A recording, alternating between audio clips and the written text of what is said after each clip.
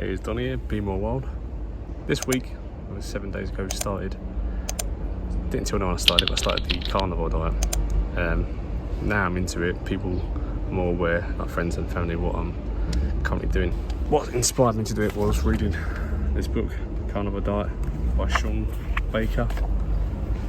There's obviously a lot of stories going around of people switching to the carnivore diet from the vegan diet, and people switching to it from keto or from Atkins, and different reasons why they got into it. The reason I've got into it is I've suffered massively with stomach digestive issues for a long time. I've had some testings. I use the 23andMe and gene testing, and it shows there's a predisposition to certain mutations in the gene towards celiac disease and things like that.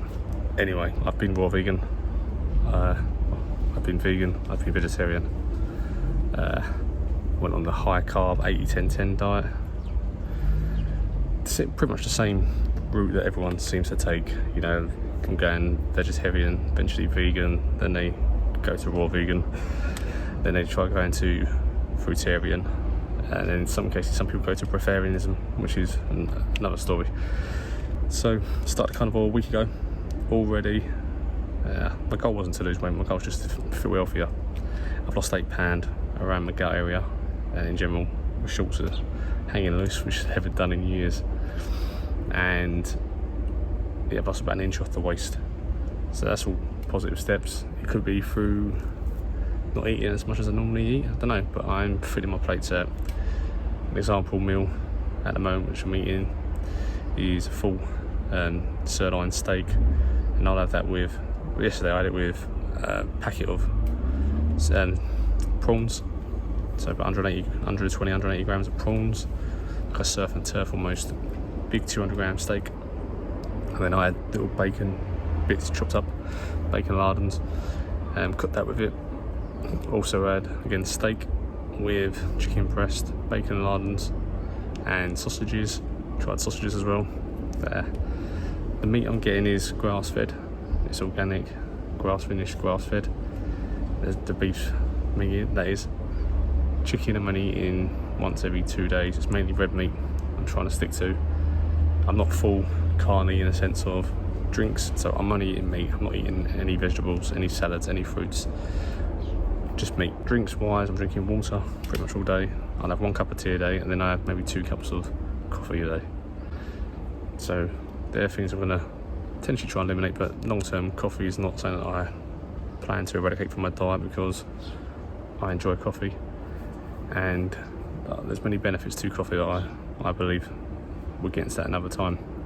But for now, the purpose of the diet, is it to be carnivore all my life? Probably not. It's not what I truly believe to be carnivore all your life, but animal based all your life, 80% of the diet from animals, then yeah, I do believe that. But we'll go further into that down the line, why I believe that. As for the intestinal and stomach issues, if I eat high carb meals, or if I don't eat sandwiches at all over the last year, I had to stop eating that. But bread, tuna sandwiches, Branston pickle sandwiches I used to love years ago, all those sort of things would make me instantly want to throw up. I'd eat them and then I'd feel sick instantly. I never quite knew why. I'd sometimes eat certain meals, kind of like these KFC bucket meals, but cheap chicken meals, and again I would go into coughing fits as soon as I finished and want to throw up. I never would throw up, but it was there, my throat would pull and I'd want to be sick, and all these little indications made me feel like something came right. I'd get mouth blisters on the side of my mouth eating certain foods. Sometimes it'd be big blood blisters eating certain foods.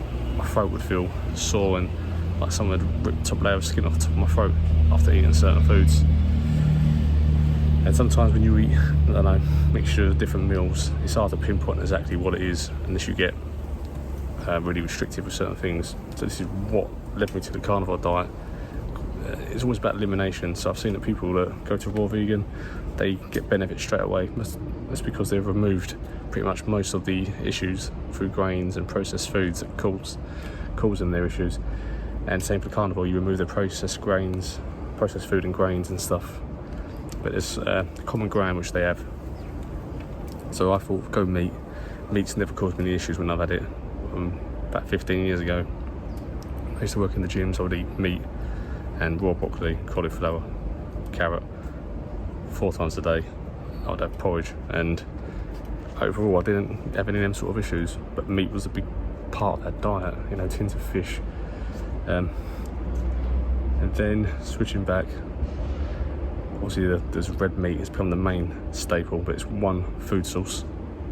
Then I went to eating the chicken breasts, the lean chicken breasts, the fish, but none of those caused sort of those stomach upsets. But as soon as I added other things like chips, I think pizzas have done it, especially bread sandwiches, they instantly make me feel sick and I want to throw up, and then the next day I feel rough. Another big thing for eating certain foods, I had it with yogurts and certain other sort of sugary carbohydrate meals. It would instantly, within half hour after eating, make my mouth go dry, and I'd be constantly have dry mouth, and my tongue would feel just completely lack of moisture. So I'd constantly be doing this. I feel myself doing it, people could see me doing it, and people that were close to me obviously would come and tell me to stop doing it because it's so annoying, and it is annoying. So far, a week into it, that's not happened once. I've had no dry mouth, even in this heat. No dry mouth, no stomach pains, no stomach cramps, no loose stools. In fact, going to the toilet is actually minimised. It's gone from 3 to 4 times a day through eating lots of carbs and smoothies and fruits and that. Now it's like once a day, and it's pretty minor. It comes out, and it's not much to it. It's not bulky, it's not like full of fibre and water. It just comes out and it goes. And in previous times, we've known for being able to clear a room through farts, especially on the vegan diet, all those fibrous vegetables and stuff, especially when you're eating beans and legumes and just fermenting in your stomach, causing amazing flatulence and farts. Oh, unreal. I mean, they make me want to leave the room of my own ones. So yeah, that's all stopped as well, you know. It's almost like a instant fix. There was a day where I had a headache transitioning, but that's subsided. I'm waking up easier and better. I mean, it feels like I've got more energy throughout the day. I mean, I like going to bed at 10, but last night I didn't go to bed till midnight. Got up at 8. It's a Sunday, so got 8 hours sleep still, but I think what other benefits I've seen, obviously losing the weight, stomach issue was the main reason for doing it. I need to work on the meal schedules, because today I've had 2 chicken breasts, but I'm not hungry. But I need to eat more because I will lose weight faster than most people. It just sort of works that way. I hold it in my belly, but I also lose weight quite quick. But it feels like the overall sort of body composition's improving without exercise. I work in a warehouse, which is a lot of lifting, and been doing a lot of stuff outside in the garden, lifting heavy sandbags, and that feels like my strength's increasing. I'm interested to see how it works with the achy joints, like my knees, wrists, and tingling sensations in parts of your body sometimes. I'm interested to see what happens with that, if they are plant-based reactions. So it's only 7 days into it, but at the moment I'm not feeling any of the forms of negatives. I've got a friend who's feeling constantly craving carbs, and at the moment I'm not getting that. I mean, people are eating massive carb meals in front of me while I eat just the meat, and it's not making me envious or jealous. I think because once you eat till you're full, it doesn't matter what they're eating because you're full. You've got no interest in food. That's how I work anyway. So I think as long as I'm eating enough food in the meals to fill me, the cravings don't matter. You just say no, and that's it. There's no other option. So I've got 24 days left. The 24 days left of doing this. We'll see it carries on. Then obviously cravings I think will increase by next week. I think there will be urges to have carbs. The other day I fancied a Mars bar. I can't remember the last time I had a Mars bar, years ago, but I probably fancied a Mars bar. So there are certain cravings. Does it mean I need to start adding a little bit of carb here and there? We'll see. I mean, personally I believe in like the hunter-gatherer lifestyle, so you eat berries in season, then you don't eat them the rest of the year. The other 9 months you don't eat them. They're animal based, and carbs would come here and there as when you need it, especially if you've got an intense workout day coming. I think you would have a bit of extra carbs, but carbs weren't always an easy source all year round, especially when you start moving to the northern hemisphere. So yeah, I will start going through this book, and now it's helping me dissect the different parts. But you've all heard of it. It's the Carnivore Diet by Sean Baker. There's a few more carnivore books that are on my list that I'm going to start going through, because they're all slightly different. Some talk about eating organ meats.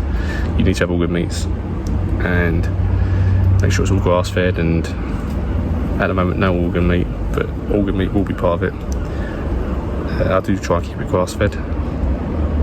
Supplementation, there is no supplements yet, but I have been reading about digestive issues when you first switch to take digestive enzymes, especially with HCl, obviously digestive hydrochloric acid in your stomach, to break it down to help you. You may want to take probiotics and electrolytes as well in the beginning stages in the transition. And you also want to, because obviously your gut, as you've been used to digesting sugars and fibrous foods and all that, they're going to start dying off, and then you need your other bacteria to start taking over, the ones that digest more of the fatty acids.